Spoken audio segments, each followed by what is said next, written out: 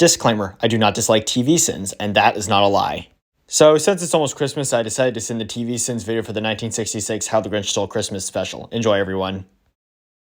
Okay, to start off, I'm giving you these many sins for seeing this Grinch-tastic TV special in the first place. And since that was an idea from Mason J.W. Myers, I'd like to go on a brief tangent here and tell him something. This is my first time in 2 years giving Jeremy 1,000 sins since my first video where I gave him 1,000 sins for this. And when I looked into your future, it's the green that I seen. Man, it feels like this song's been going on for 10 straight minutes, so of course it's sung by the cast member with the worst voice. So now that I've said that, I'm not going to count that as a sin, but I'm still going to make the golf hit sound so we can move on.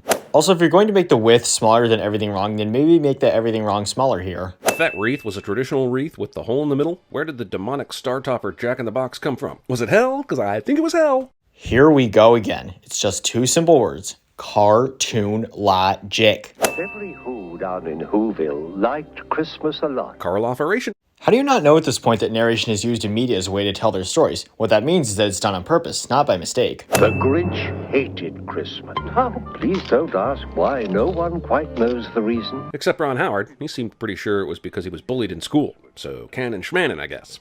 Yeah, except the live-action Grinch movie came out after this TV special by 34 years. So somewhat relevant, but not entirely. But the most likely reason of all may have been that his heart was 2 sizes too small. I heard this is the same issue with asshole YouTube television, movie, and music centers. Jeremy says something random, cliche. Noise, noise, noise, noise. How would the Grinch be able to hear a thing coming from Whoville? I get that sound travels up, but with the amount of wind and the fact that he lives in a cave 10,000 feet up, this would seem to be a non-issue. Okay, you're not wrong here, but this was included for a reason. The original book establishes that the Grinch hates the noises made by the Who's on Christmas morning, so if the TV special is going to be faithful to the book, then this has to be included here as well. In other words, the books don't not matter. They'll blow their flubers, they'll bang their tartinkers. And later he'll mention them beating their trum-tookers and slamming their slew-slunkers. Honestly, sometimes I think Susie and Rhyme is just a play-by-play of old-timey porn. Jeremy makes an inappropriate comment, cliche. Can we talk for just a second about the airflow physics and the switches necessary for a brass instrument with this many bells? Every bell would need a separate switch to redirect the sound. Not only that, you can only play one at a time anyway. It's almost like Dr. Seuss didn't even care about real-world physics and consequences. Well, yeah, his books are pretty much like that. And this Electro Who Cardio Schlux has the exact opposite issue. Why do 4 Who's need to blow into it when it only has 1 bell? Also, how are any of them even supposed to see the one who is conducting? I mean, the one who is conducting. I mean, the one whom is conducting. Whatever. One of them is facing completely backwards is all I'm saying.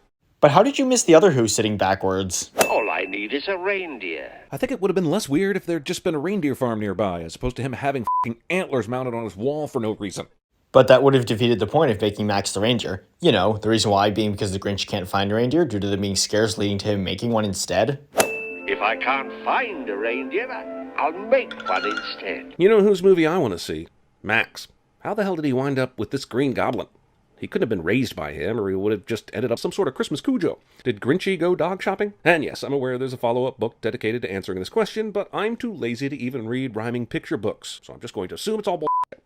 For the first part of your sin, it doesn't matter. As for the second part, Dr. Seuss actually did not create a follow-up to the original book.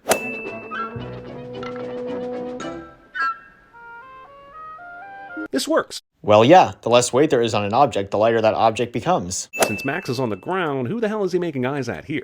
He's not looking at anyone. This is the TV special showing us a mischievous look on his face. I can overlook a lot of silliness in cartoons, like this anti-gravity ornament somehow climbing a tree to take out the other ornaments, but these ornaments rolling into a hole in the floorboard and then reappearing, falling through the rain gutters, has boggled my mind beyond what I can handle.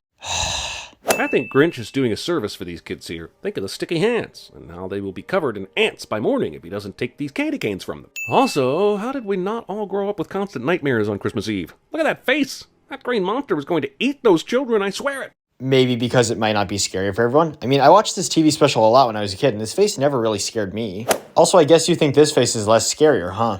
It's becoming more and more clear the animators of this special also took all the Who hash they could find. Also, why does all the food have Who in front of it on the labels? It's not like we go to the store and pick up human jello. Because the book said so. Why are you taking our Christmas tree? I think the real question is how the f*** were you speaking so fluently if you're barely 2? What the f*** are they putting in the Who hash?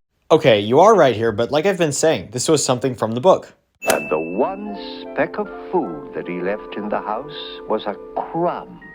that was even too small for a mouse. So did he leave it or not? And if it was too small for the mouse, why did the mouse seem interested in it before it was snatched away? Because that's shown in the book. He rode with his load to the tip-top to dump it.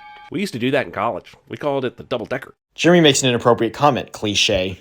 Maybe Christmas, he thought, doesn't come from a store. Yeah, but this Blu-ray did, and the countless other movies, clothing, and other merchandising this book has resulted in. I'm just saying there's a balance in the world is all. That is not the point. The Grinch is realizing here that Christmas is about being together with loved ones, not just simply presents. The true meaning of Christmas came through, and the Grinch found the strength of 10 Grinches, plus 2. So that's what we've been doing wrong. My trainer has me doing silly things like squats and presses when I Next. And here's the end result, everybody. This in total is 1,477, and the sentence will be Stolen Christmas. Thank you for watching, everybody, and have a Merry Christmas.